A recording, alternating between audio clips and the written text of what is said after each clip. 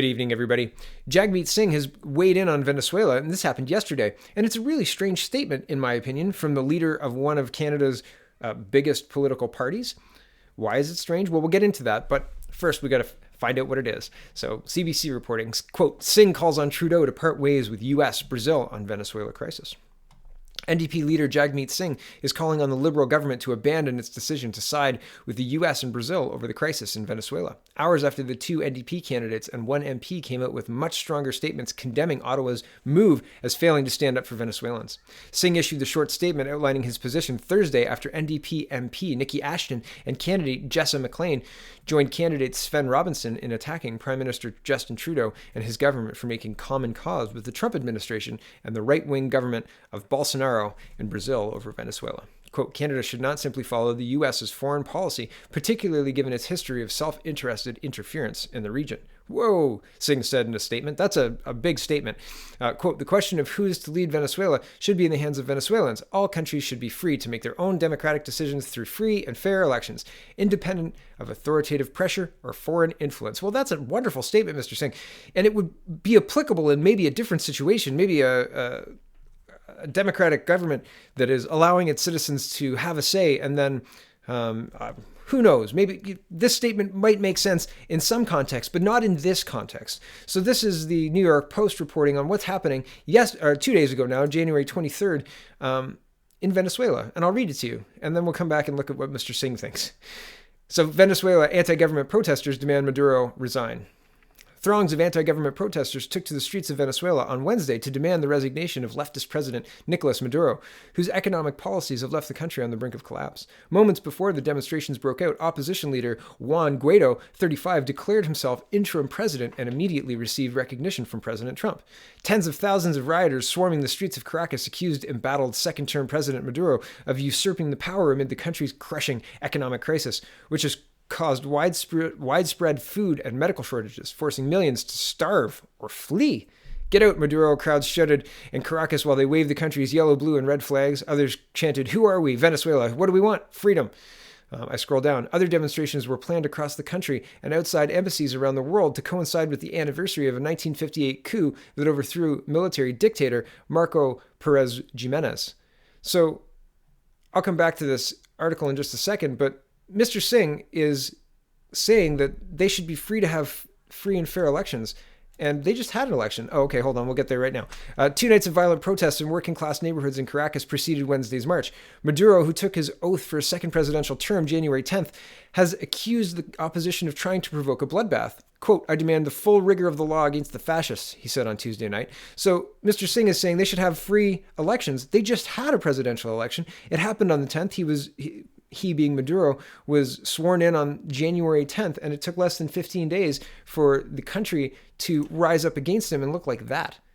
And here's Bloomberg News reporting about President Trump's recognizing Guaido as the interim leader of Venezuela because the country looks like that, right? The people are rising up and saying, no more. We're not putting up with this corrupt government anymore. We're done. And Trump is doing his best to help them by recognizing the interim leader. Now, that's my interpretation. I don't know why President Trump is interfering in this. I have absolutely no idea.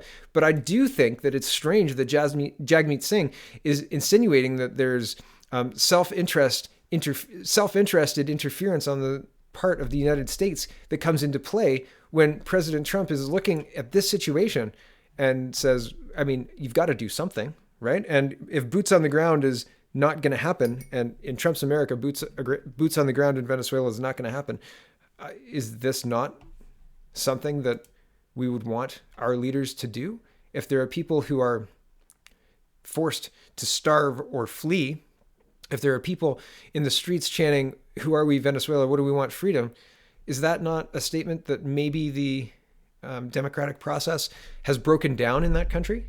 Is that not an indication? And I'm not saying that gives people carte blanche to go in and do regime change, but man, there's a lot more questions than answers. And why Mr. Singh would side with a leftist dictator seriously is a very big question on my mind. I have no idea why he would do that. Moving on to the next story. The Toronto Star is reporting Canada's resettlement of refugees highest in the world for the first time in 72 years, new data shows. Canada has taken the lead in refugee settlement for the first time in 72 years, according to new data compiled by a researcher at the University of Calgary, raising questions about the country's role in navigating a growing international refugee crisis.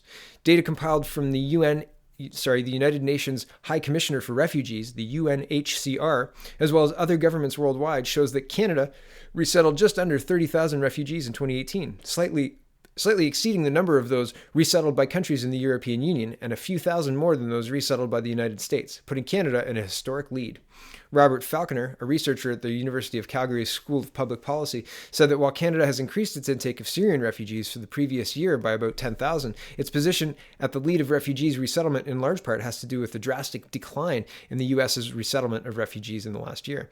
They've gone from resettling 65 to 70% of the world's resettled refugees to only 24%, Falconer said of the U.S., comparing the dramatic shift in numbers from 2016 to 2018. He added, while some countries in the European Union, including Germany and the United Kingdom, have encouraged the resettlement of refugees, others like Denmark and Hungary have chosen to reduce their numbers or eliminate resettlement programs entirely. For this reason, Falconer anticipates that Canada's role in refugees resettlements will be a hot topic during the upcoming federal election, slated for fall, and said that conversations should be had on how Canada's role will evolve if the trend by the U.S. of resettling less refugees continues.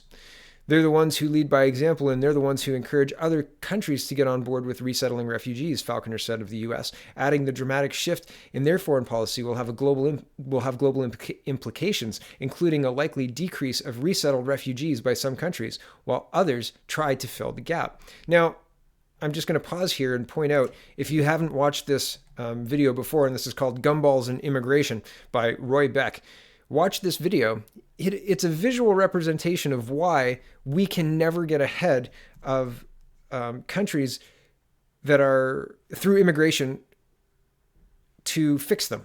It doesn't actually work. We can never import enough people to get ahead of their birth rate.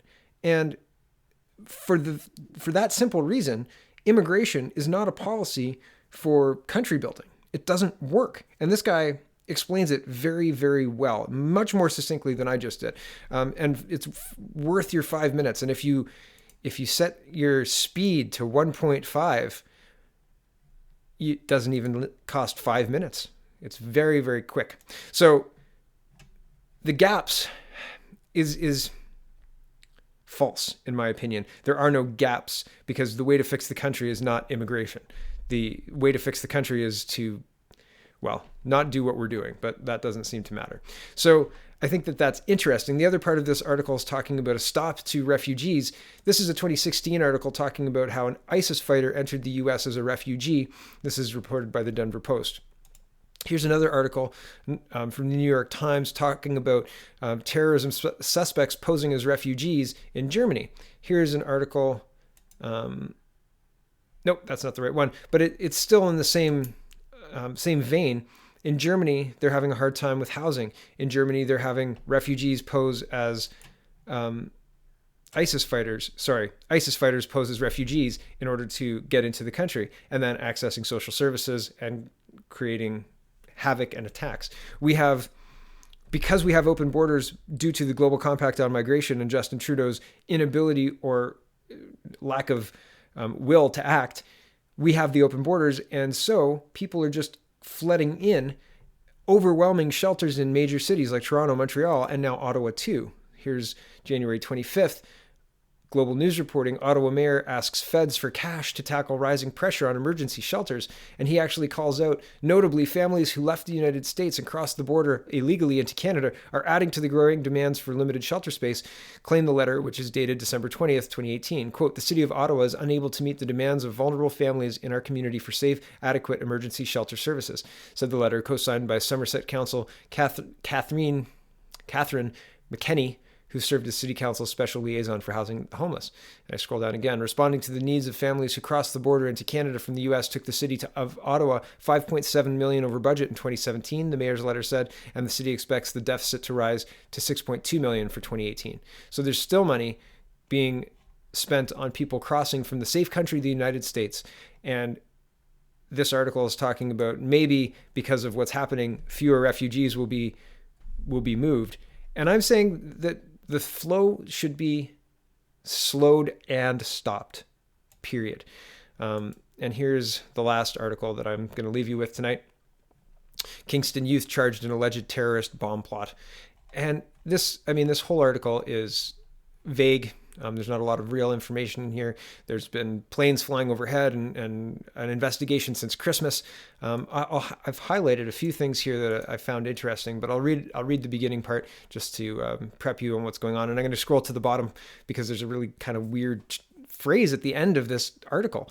So federal counterterrorism officers in Canada have charged a youth in connection with an alleged terrorist bomb plot in Kingston. The youth, who cannot be identified by law, was charged with counseling a person to deliver, place, discharge, or detonate an explosive or other lethal device in a public place, according to the RCMP statement on Friday.